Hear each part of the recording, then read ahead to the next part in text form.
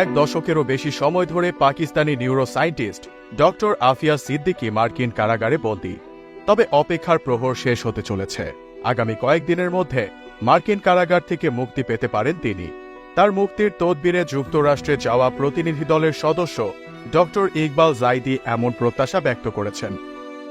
British গণমাধ্যম sky news জানিয়েছে, উগ্রবাদে জড়িত থাকার অভিযোগে গ্রেফতার করা হয় ডক্টর আফিয়া সিদ্দিকীকে। তবে সম্প্রতি এক অনুসন্ধানে তার নির্দোষ হওয়ার ইঙ্গিত পাওয়া গেছে। সেজন্য আশা করা যাচ্ছে অল্প কয়েকদিনের মধ্যেই তার মুক্তি মিলতে পারে। 52 বছর বয়সী ডক্টর আফিয়ার বিরুদ্ধে অভিযোগ ছিল আল কায়দার নেতৃত্ব দানকারীদের সাথে তার যোগাযোগ রয়েছে। সেজন্য তাকে লেডি আল কায়দা নামেও আখ্যায়িত করা হয়েছিল। তবে নতুন অনুসন্ধান ইঙ্গিত দিচ্ছে যে এখন বাস্তবতা ভিন্ন দিকে মোড় নিতে যাচ্ছে। আফিয়া তার আইনজীবীদের মাধ্যমে স্কাই নিউজকে বলেছেন, আমি আশাবাদী যে ইতিহাস আমাকে ভুলবে না, আর একদিন অবশ্যই আমার মুক্তি মিলবে। তিনি আরো বলেন, আমি নির্দোষ, তবুও প্রতিদিন অন্যায়ের শিকার হচ্ছি। আমাকে নিত্য নতুন নির্যাতন করা হচ্ছে। এটি সহজ ব্যাপার নয়, তবে আমি আল্লাহর রহমতের কাছে আশাবাদী একদিন অবশ্যই এই যন্ত্রণা থেকে মুক্তি পাব।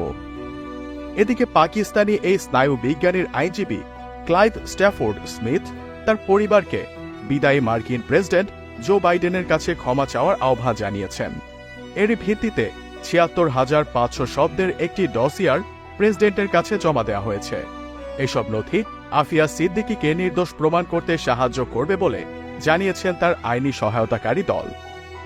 আইনজীবী স্ট্যাফোর্ড স্মিথ বলেন, গোয়েন্দা ত্রুটির কারণে অভিযুক্ত হয়েছেন ডক্টর আফিয়া সিদ্দিকী। গোয়েন্দাদের একটি ত্রুটিপূর্ণ প্রতিবেদনে আফিয়াকে সন্দেহের তালিকায় রাখা হয়। সম্প্রতি একটি সাক্ষ্য পাওয়া গেছে, যার ভিত্তিতে গুরুত্বপূর্ণ তথ্যটি নিশ্চিত হওয়া গেছে। তবে আফিয়ার যখন সাজা হয়, এই সাক্ষ্যটির সন্ধান তখন হাতে এসে পৌঁছেনি।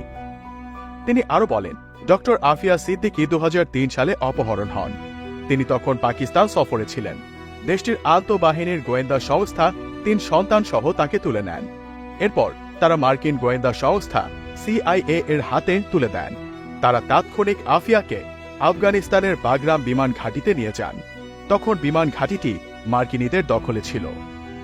তবে এই সত্যটি চাপা দিয়ে গেছে মার্কিন আদালত। ২০১০ সালে যখন আফিয়ার বিচার হয়, মার্কিন বিচারক বলেছিলেন ২০০৮ সালে আফিয়াকে গ্রেফতার করে মার্কিন কর্মকর্তারা। এর আগে গ্রেফতারের ব্যাপারে বিশ্বাসযোগ্য কোনো প্রমাণ নেই। তিনি এও বলেছিলেন, এর বিপরীত বাস্তবতা প্রতিষ্ঠার জন্য কোনো রেকর্ডও নেই।